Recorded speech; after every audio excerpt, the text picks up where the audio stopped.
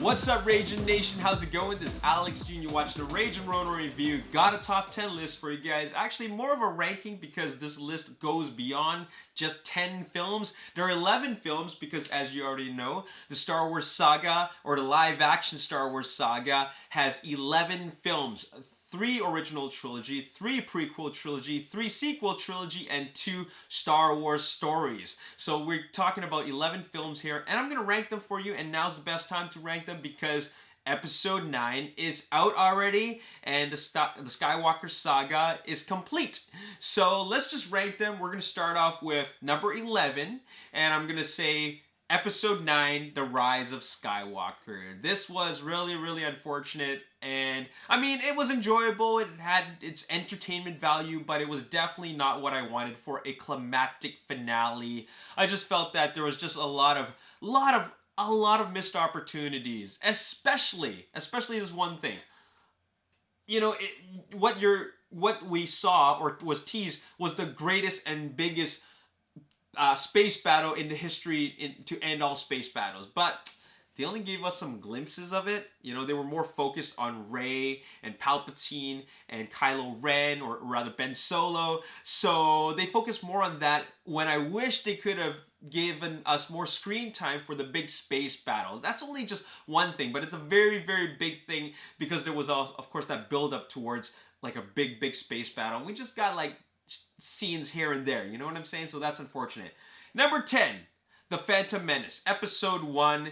And I'll tell you this, here's a little fun fact. I saw Episode 1 in the theaters 7 times, okay? But, you know, it's only a really flawed film, for me, in my opinion, in the acting and dialogue department. I thought the script was very poor, and the acting was even worse, so that really took away from my experience. But I felt that when compared to The Rise of Skywalker, because I was having a hard time teetering between, you know, which one's worse, I felt that at least The Phantom Menace has a better cohesive story. So it's easier to follow. Rise of Skywalker is kind of hard to follow for me. Yeah, I rank Phantom Menace higher than Rise of Skywalker. Number 9, Attack of the Clones, Episode 2, and I thought this was definitely a step up, a much better step up from The Phantom Menace. I mean, it had some really, really cool and surprising moments, but still, that doesn't make up for the fact that the acting and the dialogue delivery is still really quite poor. So it's just actors just feeding poorly off of each other, and of course George Lucas is, you know, he's been out of touch in directing for a very long time, so that of course contributes to that. We're at number 8, Solo. Now here's where things are getting better. Like Solo is a good film, okay? Don't get me wrong, Solo is a good film. It is ranked number 8, but that's like 8 out of 11 films. So Solo is a good film. I don't think it's a great film, but it's really nostalgic. It's got a cohesive story. It's easy to follow. I like all the characters in it. It brings back a lot of aspects that we love about Star Wars, as well as introduces a lot of new elements. So that was really, really awesome. And I just wish that there could have been a little bit more of a, I guess, better climactic finale. I felt a little bit anticlimactic, but it's a smaller story. It's a more contained story. It's a character piece, really. It's not a grand space spectacle that we're so used to seeing in these other 10 films. This is the one that's more self-contained and a lot smaller. So it took a little bit of time for me to get used to that, but still, nonetheless, it's still a great movie. I mean, good movie.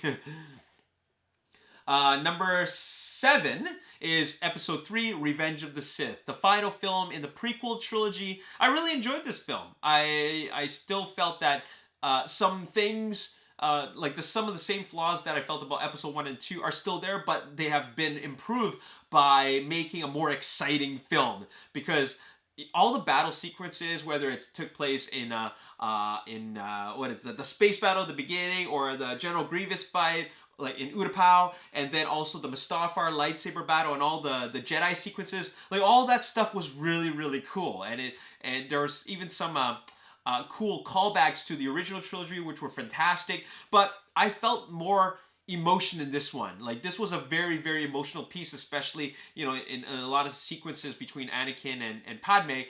Those scenes where, you know, you really feel that there was a struggle there. So I really connected with that. So that was great. Number 6, The Last Jedi. I actually thought The Last Jedi was a great film. I thought it was an outstanding film.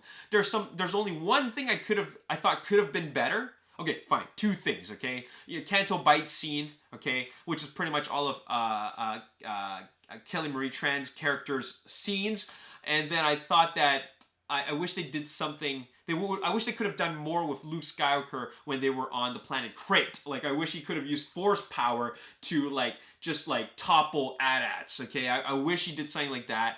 That would have been really sweet. That would have made, I think that would have changed all the fans' opinions around.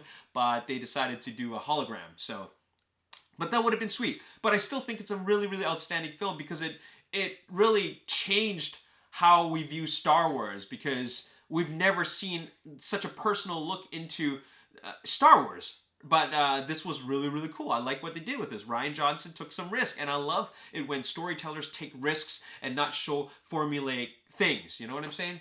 Okay, number 5, Return of the Jedi. I think it's a really, really great film, but still the weakest of the original trilogy, but still a great film nonetheless. It's got some great sequences. It's got the best space battle in the entire saga, okay? It's fantastic. It's, you know, they got like 3 battles going on at once. Endor, lightsaber, and space battle. So awesome. And every one of those sequences are all connected, so I love that.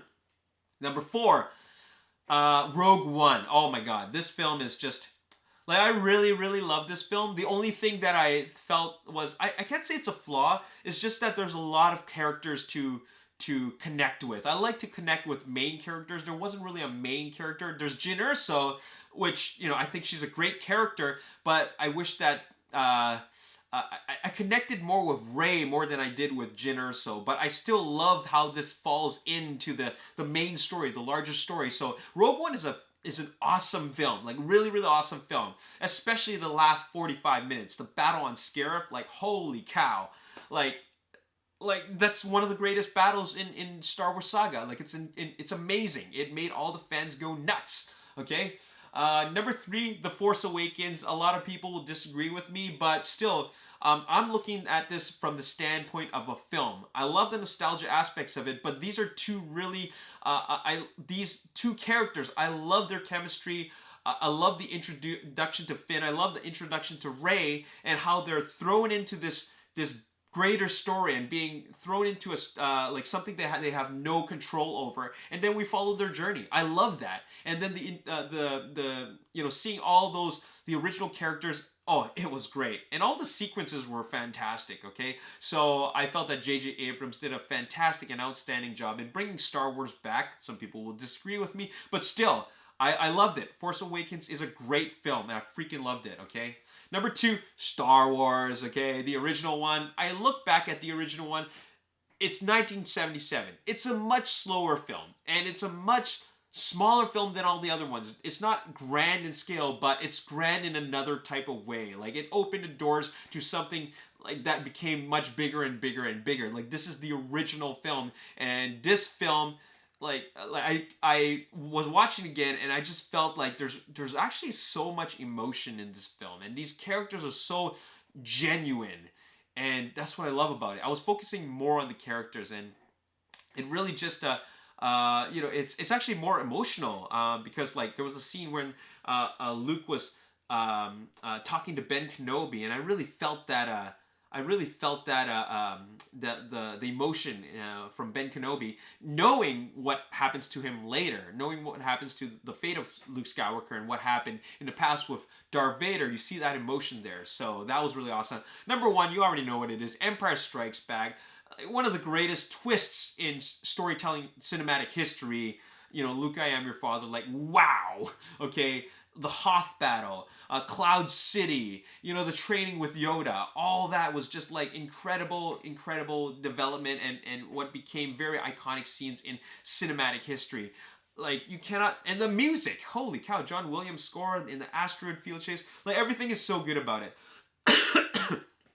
So there you go. That's my ranking of the Star Wars films. And then now, and from this point on, 3 years later from now, we're going to get something entirely different, something totally new, something that's away from the original saga. So I wonder what it's going to be about and what it's going to be like. I wonder how fans are going to respond to it. That is my ranking of the the Star Wars films.